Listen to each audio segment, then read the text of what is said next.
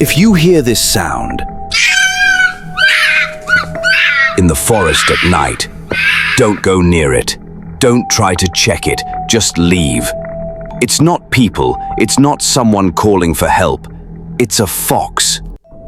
By day, foxes look innocent. Fluffy tails, cute little faces, almost like they belong in a fairy tale. But at night, they turn into something else. Their screams are so disturbing, people mistake them for a woman crying for help, or a baby wailing in the dark. Some even think it's a ghost, but it's not. It's just the way foxes communicate, warning others, calling for a mate, or marking their territory.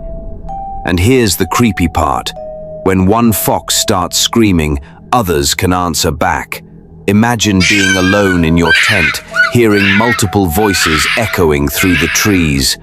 So remember, when you hear those chilling cries in the night, don't be the hero who investigates, because what you'll find isn't a lost person, just a fox reminding you whose forest it really is.